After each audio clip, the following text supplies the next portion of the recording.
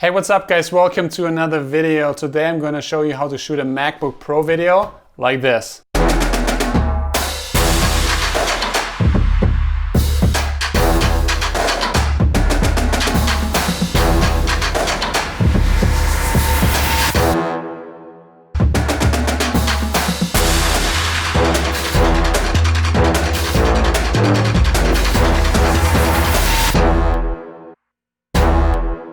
So as you could see in the video, I kept the setup really minimalistic. I just used one light to actually light this because I just want to keep it really simple and wanted to show you that you can achieve great results with just one light. And also the setup was really minimalistic with just the black backdrop, and I had a slider and I had a table I used and I think a Lazy Susan, which is like a little spinner, and yeah, that's it. And I just wanted to show you that you can create something cool with not a lot of gear. And let's jump into the first setup. So for the first setup, I just had the black backdrop go over the table, and I just laid the MacBook Pro flat on the table, and I had my camera, my A7 III, on a tripod, and I just had it still. And what I was doing, I was just holding my NAND light Pavo tube set to daylight, and I just went over and like moved it over the MacBook just back and forth just to create a nice little light that goes over the MacBook just to reveal it and then go back to darkness. And then in post I just masked around the MacBook and I just blacked out the blacks a lot, and then I had the opportunity to scale it up and then rotate it and just manipulate however I wanted. And this is how I got the turning shot in the beginning and then just the zoom out of the MacBook. So the second setup is also really simple. I just had, again, the MacBook on the table, and I placed my NAND light Pavo tube just behind the MacBook. That looks really good in the shot. And then what I did is I had my slider. I got a new slider from GVM. It's a pretty cool motorized slider that I linked down in the description. You should check it out, and it's pretty affordable for what it is. And I just had it push into my MacBook. And while I was doing that, I just like had the MacBook sitting on the black table and just a light in the background, and it just looks really good. And I used to push in just in the post, just like increase the scale, but this is just like when you actually have a slider that pushes in, it just makes such a huge difference. So for the next setup, I actually just used the board where you display food, like charcuterie board, and you can just rotate it. There's electronic ones, but I don't have them, so I just used that from the kitchen. And I just placed the MacBook on top of it, and you can get some really nice spinning shots. So for this first thing, I just placed the MacBook on it and I just closed it. And I just was rotating it, and in the other hand I had my NAND light Pavo tube, and I was just going over it in the same direction, in a different direction, and just going over it and going spinning it back and forth. And it's just like, yeah, it just creates this nice little splash of light going over the Apple logo, which looks really nice in this situation. So this next setup was even simple. I didn't use any lights for this, just the lights of the keyboard itself of the MacBook. And what I did is I placed the MacBook on this Lazy Susan, and I had it rotate from the back of the screen where it was completely dark towards the light of the keyboard, and just creates this nice little rotation towards the keyboard because I just want to highlight the keyboard a little bit better.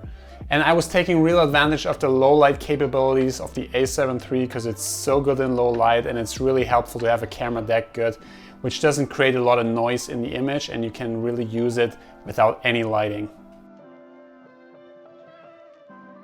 So in MacBook commercials, Apple usually highlights how thin the MacBook actually is. So I wanted to highlight just a shot where you see the MacBook, how thick it is. So in this specific scenario, what I did is I used the suction cup that I used in my last iPhone video.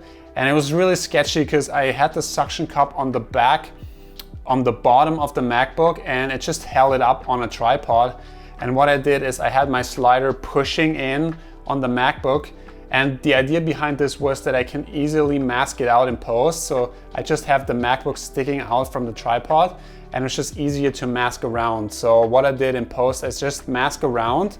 And I also, at the same time, when the camera was pushing in, I had my NAND light Pavo tube, and I was going around the MacBook just to reveal the edge of the MacBook. and then going over the back side to make the light wander to the back and then just disappear into darkness again. So really highlight the edge of the MacBook first and then going over the shape of the MacBook to the back and then just like disappear, which turned out really well. It took me a lot of tries, but at the end I got it right.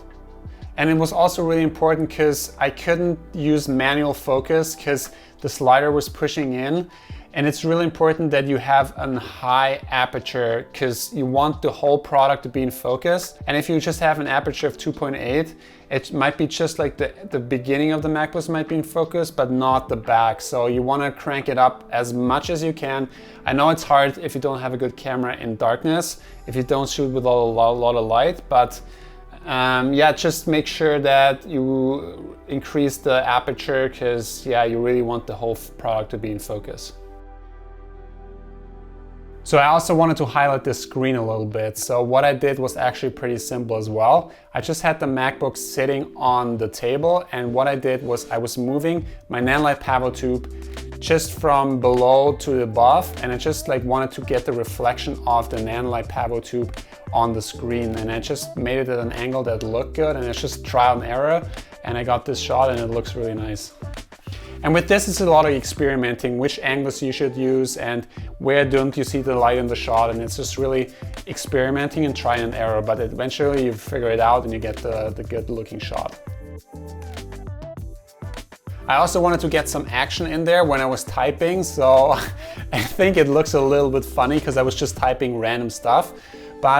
And what I did is I just used my Laowa 24mm macro lens, and I just want to get really close to the fingers and just had it sit there on the tripod, and I just moved my fingers in and typed a little bit and then moved out and then just added a little bit of motion in post. So that's basically it. And for the ending shot, I usually like to end on the Apple logo. So what I did is I just placed the MacBook on the Lazy Susan and I just rotated it towards the camera and just wanted to get that Apple logo at the center of the frame. And then what I did is I just faded in the Apple logo in post, and that ends the video. So that is it, guys. Thank you so much for watching. If you don't want to miss any product videos I'm doing, consider subscribing. I really would appreciate it. And if you liked the video, hit that like button, and I see you guys in the next one.